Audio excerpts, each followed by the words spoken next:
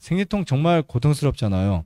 이게 가임기 여성의 한 50% 이상이 나타나는 흔한 이제 부인과적 증상인데 1차성 월경통과 2차성 월경통이 있다 그래요. 1차성 월경통은 되게 이제 배란이 규칙적으로 일어나기 시작하는 초경후에 1년, 2년부터 발생한다 그럽니다. 뭐 이거 크게 1차든 2차든 중요하지 않고 그냥 내가 생리통이 있다는 거 이게 중요해요. 근데 이게 보통 원인을 보면 프로스타글란딘이라는 이 호르몬이 이 배란 전 자궁 내막보다 배란 후 자궁 내막에서 더 높은 농도로 발견될 때 그때 생기는 거예요. 그냥 쉽게 말씀드리면 호르몬에 문제가 생긴 거예요. 여성분들은 굉장히 호르몬에 되게 민감합니다. 몸이. 남자도 마찬가지지만. 네. 아무튼 이렇게 해서 우리가 생리통이 계속 한번 생기기 시작하면 계속해서 생기는데 거의 굉장히 여성분들이 피하고 싶은 그런 통증 중에 하나인데 자, 어떻게 하면 이 생리통을 없앨 수 있을까? 그 원인을 이렇게 생각하시면 돼요. 그냥 무조건 호르몬의 이상이지만 그 전에 원인이 또 하나 있다고 생각하시면 돼요. 생리통의 진짜 원인은 혈액이 좋지 않아서 생겼다. 또 한 가지, 림프의 순환이 제대로 안 돼서 생겼다. 이렇게 생각하시면 돼요. 그러니까 사실 노폐물이 많아도 생리통이 많아요. 이 세 가지 잘 기억하시면 돼요.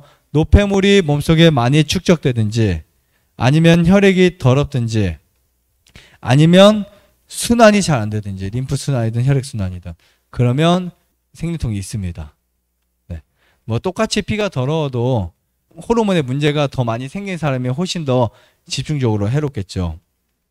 그래서 실질적으로 그냥 여러분들이 아주 간단하게 자연식 우리가 여기서 밥 먹는 거 있죠. 이 식사만 두세 달만 해주면 싹 사라져요. 세 달 정도 하면은 사라지는데 거의 사라집니다. 거의. 거의라는 말은 내가 100에서 90까지 사라지는 게 아니고요. 10명 중에 9명이 사라진다는 거예요. 그리고 그 9명은 통증을 못 느껴요. 거의. 저희 센터에서 일했던 여성분들이 생리통이 꽤 많이 있었어요. 근데 다 없어졌어요. 신기하죠? 정말 신기하지 않아요? 정말 심한 분들 다 없어집니다. 자, 그런데 제가 그냥 자연스럽게 식사를 이렇게 해서 한 달, 두 달 지나면 없어지는데 이것을 좀 내가 빨리 없애고 싶다. 거의 한 달 안에도 뭔가 효과를 보고 싶다 하는 분들에게 추천드릴 수 있는 것은요. 물을 많이 마셔주는 거예요. 물을.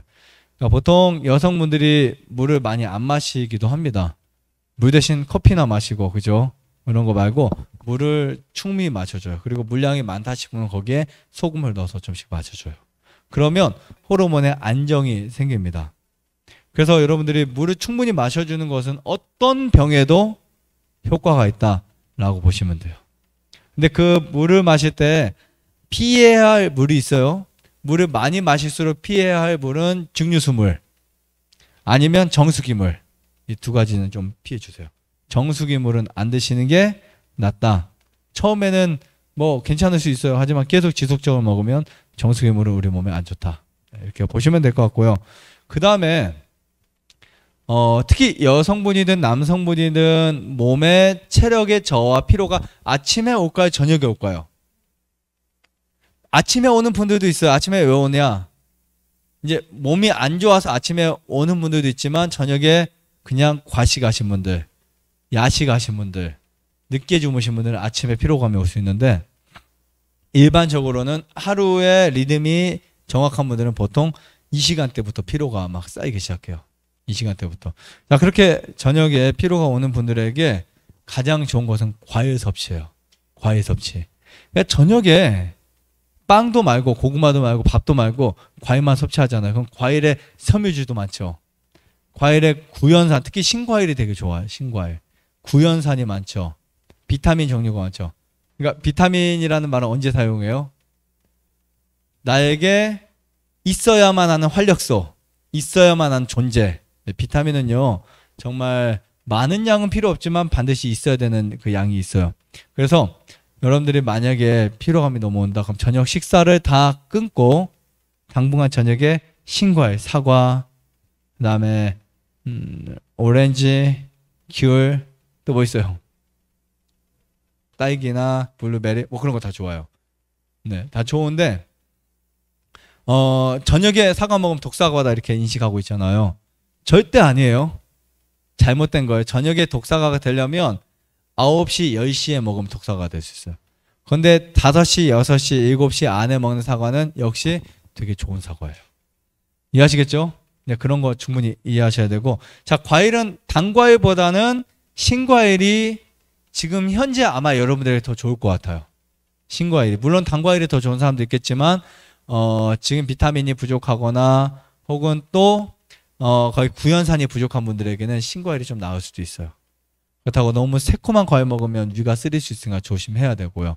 그 다음에 과일도 속이 안 좋은 분들은 단과일과 신과일을 가급적 섞어 먹지 않는다 하시면 좋을 것 같고, 자, 과일 중에 주의해야 될 거, 포도는 포도만 먹는다.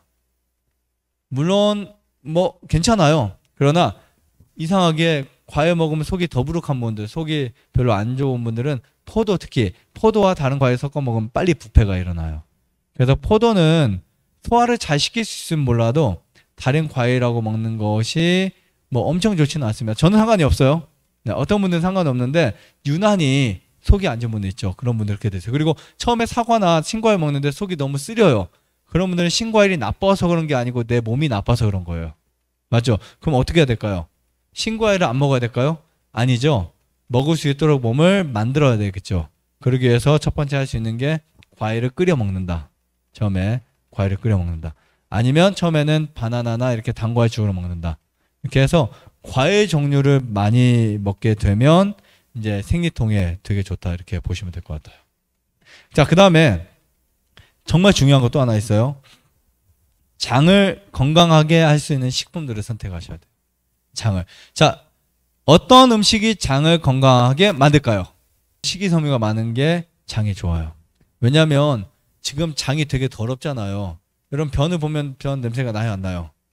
몸속에 그게 있어요, 없어요? 있죠. 그런데 변을 봐도 냄새가 거의 안 나는 사람이 있어요. 뭐가 많으면, 몸속에 미생물이 많으면. 몸속에 유익균이 많잖아요. 변 냄새가 별로 안 나고 휴지를 닦아도 잘 안 묻고 변이 황금색이 굉장히 좋게 나옵니다. 근데 그 정도로 이제 장 상태가 좋은 거예요. 그래서 우리의 장은 정화조가 아니고요. 발효실이에요.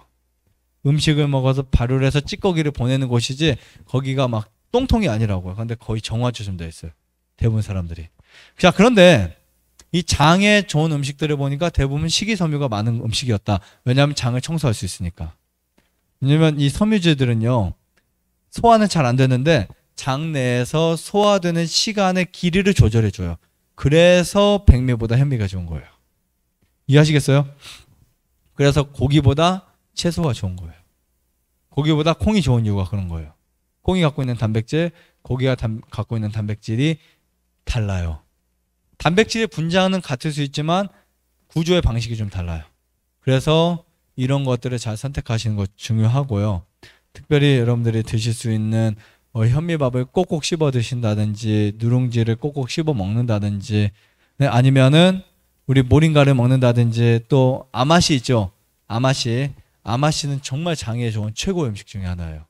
좋아요, 구독, 안내자자 눌러주세요. 눌러주세요.